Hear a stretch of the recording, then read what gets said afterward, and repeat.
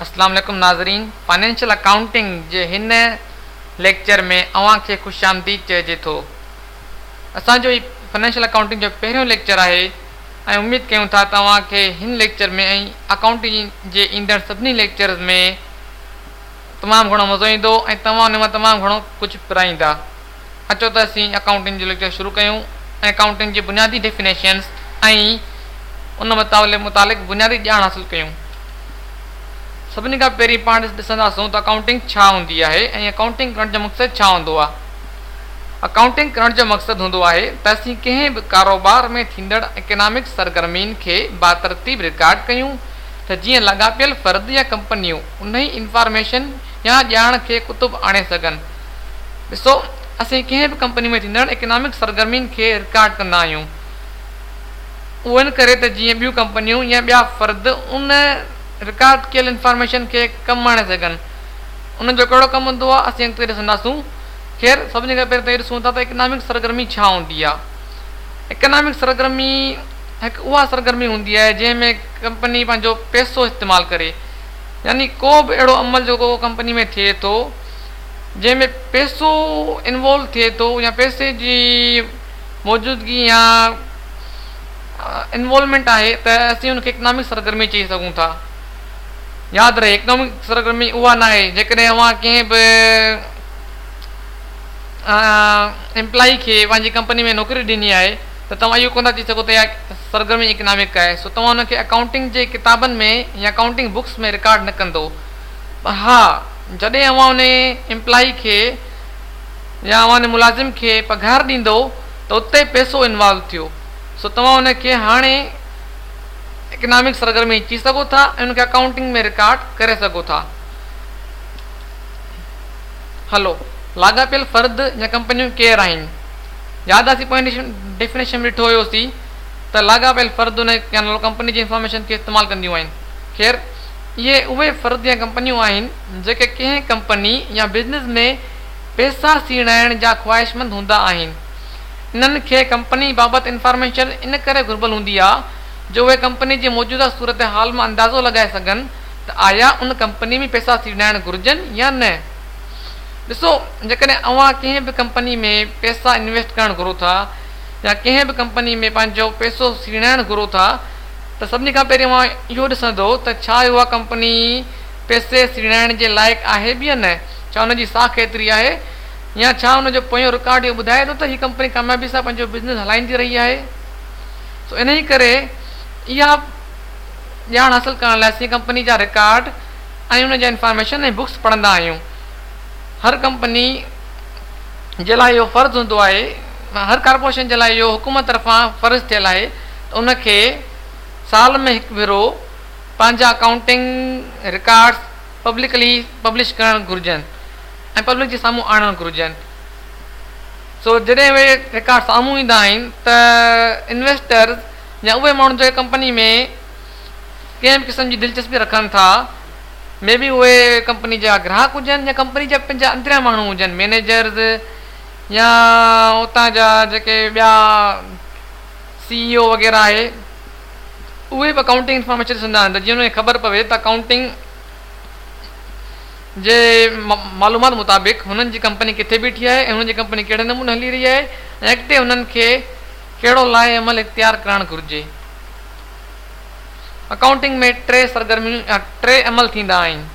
सभिनी खां पहिरीं त इकनॉमिक सरगर्मी खे सुञाणनि। अव्हांखे यादि हूंदो मूं ॿुधायो इकनॉमिक सरगर्मी खे सुञाणणो पवंदो त कहिड़ी सरगर्मी इकनॉमिक आहे कहिड़ी न आहे। जेकॾहिं अव्हां कंहिं एम्प्लॉई खे नौकरी ॾिनी आहे त उहा इकनॉमिक सरगर्मी न आहे, अव्हां हुनखे रिकॉर्ड न कंदो। पर जेकॾहिं अव्हां उन मुलाज़िम खे पघार ॾिनी आहे त पोइ उहा इकनॉमिक सरगर्मी आहे, छो त हुन में पैसो इन्वॉल्व थियो आहे। सो अव्हां हुनखे रिकॉर्ड कंदो। जेकॾहिं अव्हां को फर्नीचर ख़रीद कयो आहे त उन में पैसो इन्वॉल्व थियो त हुनखे रिकॉर्ड कंदो। जेकॾहिं अव्हां कर्ज़ु वरितो आहे त उन में बि पैसो इन्वॉल्व थियो ऐं तव्हां उनखे बि इकनॉमिक सरगर्मी तौरु रिकॉर्ड कंदो। ख़ैरु ॿियो स्टेप आहे रिकॉर्ड करणु ऐं उनखे समराइज़ करणु यानी इख़्तिसारणु। तंहिंखां पोइ अकाउंटिंग रिपोर्ट्स ठाहिणु। आख़िर में तव्हां अकाउंटिंग रिपोर्ट ठाहींदव। इन समूरे अमल खे बुक कीपिंग चइबो आहे। अकाउंटिंग डेटा केरु केरु इस्तेमालु कंदा आहिनि? यादि आहे तव्हांखे उहे ई लाॻापियल फ़र्द ऐं कंपनियूं जेके असांजी अकाउंटिंग इंफॉर्मेशन इस्तेमालु कंदा आहिनि। अचो ॾिसूं केरु केरु आहिनि, कहिड़ा कहिड़ा आहिनि। उहे ॿिनि क़िस्म जा हूंदा आहिनि। हिकिड़ा हूंदा आहिनि दाख़िली वापेदार यानी इंटरनल यूज़र्स, ॿिया ख़ारिजी वापेदार यानी एक्सटर्नल यूज़र्स। सो दाख़िली वापेदार उहे हूंदा आहिनि जेके कंपनी जे अंदरि हूंदा आहिनि ऐं कंपनी सां उहे लॻापियल हूंदा आहिनि, या त कंपनी जा मुलाज़िम हूंदा आहिनि या कंपनी जी कंहिं वॾी पोस्ट ते हूंदा आहिनि या नंढी पोस्ट ते हूंदा आहिनि।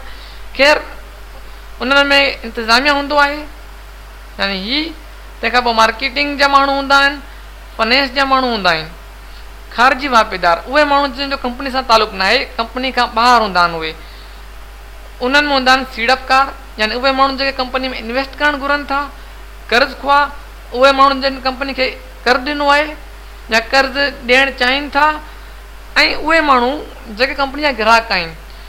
सो जेके माण्हू कंपनी खे कर्ज़ु ॾींदा आहिनि उन्हनि जे लाइ इहो ज़रूरी हूंदो आहे त हू कंपनी जी साख ॾिसनि, त उन ख़बर पवे त जंहिं कंपनी खे असां कर्ज़ु ॾेई रहिया आहियूं छा उहा कंपनी मुस्तक़बिल में पैसा मोटाइण जे लाइक़ु हूंदी बि या न। सो उनजे पोएं रिकॉर्ड मां इहा उनखे ख़बर पइजी वेंदी आहे। The building blocks of accounting, accounting जा बुनियादी थंभ। So financial account information is represented in the form of financial statements. So असीं ॿुधायो त कुझु असीं रिपोर्ट्स ठाहींदा आहियूं, उहे हूंदियूं आहिनि फाइनेंशियल स्टेटमेंट्स। सो कुझु जेके रिपोर्ट्स ऐं स्टेटमेंट हूंदियूं आहिनि उहे असां हिते लिखियूं आहिनि। हिकिड़ी हूंदी आहे बैलेंस शीट, ॿी हूंदी आहे income statement, statement of owners equity, statement of cash flow, note disclosure.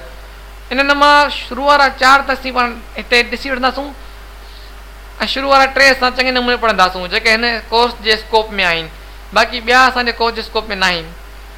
ऐं इहे सभु जेके स्टेटमेंट्स आहिनि उहे ठहंदियूं आहिनि त उन्हनि जे लाइ हिकिड़ो प्रिंसिपल ऐं हिकिड़ो रूल इख़्तियार कयो वेंदो आहे। उन रूल जे मुताबिक़ उन्हनि स्टेटमेंट खे ठाहिबो आहे। उनखे चयो वेंदो आहे जनरली एक्सेप्टेड अकाउंटिंग प्रिंसिपल्स यानी गाप। सो इहे सभु रूल उन ते इम्प्लीमेंट थींदा आहिनि ऐं इहे रूल अकाउंटिंग जी कंहिं वॾनि इदारनि स्टैंडर्ड्स ठाहे रखिया आहिनि। सो इकोनॉमिक एंटिटी ज़म्पशन छा हूंदी आहे?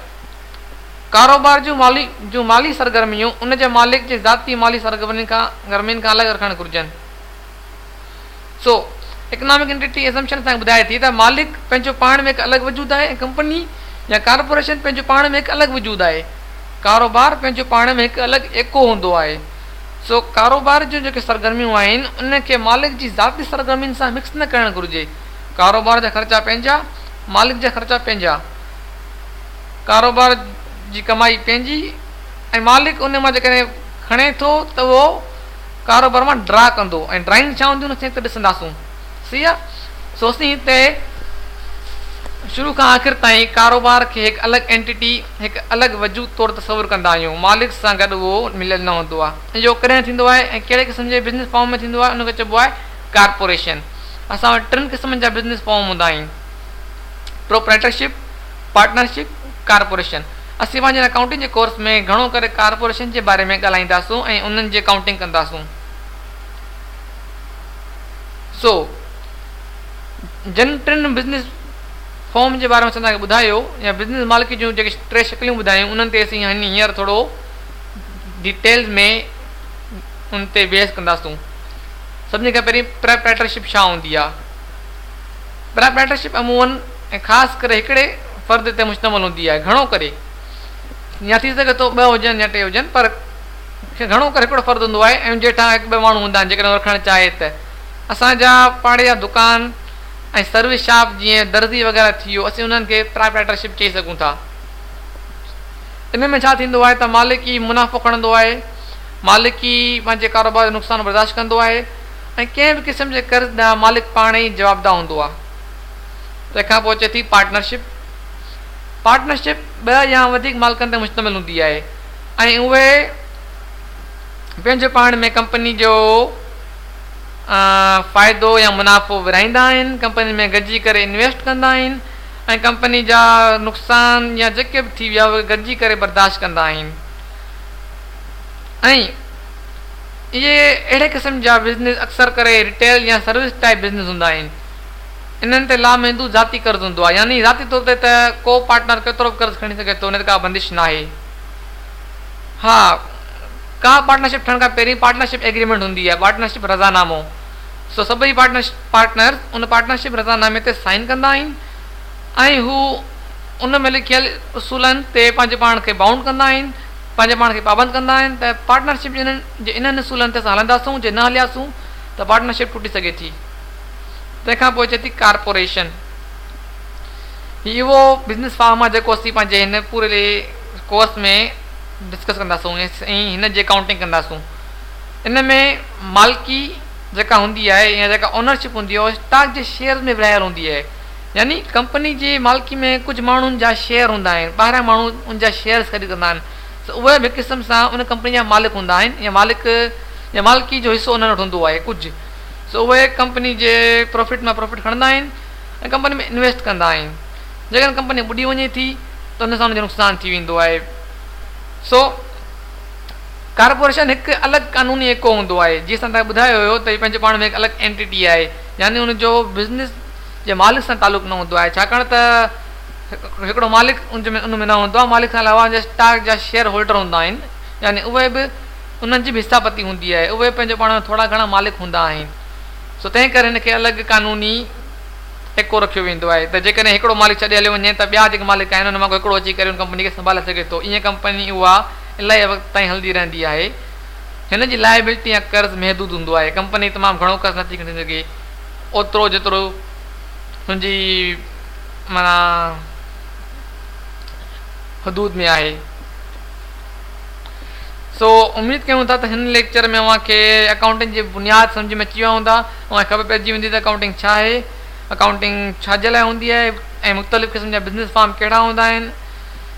ऐं अॻिते जेके लेक्चर्स हूंदा उन में असीं अकाउंटिंग जी इक्वेशन्स ऐं अकाउंटिंग जी बाक़ाइदा रिकॉर्डिंग करणु सिखंदासूं। सो हिन वक़्त ताईं अव्हां सभिनी महिरबानी, अव्हांजा लख लख थोरा, ऐं वधीक ॼाण जे लाइ विज़िट कयो असांजी वेबसाइट sites.google.com /Simon-Tech ऐं असांजो यूट्यूब ते Simon-Tech चैनल खे सब्सक्राइब कयो। अव्हांजी वॾी वॾी महिरबानी, पंहिंजो ख़्यालु रखंदा, अल्लाह वाही।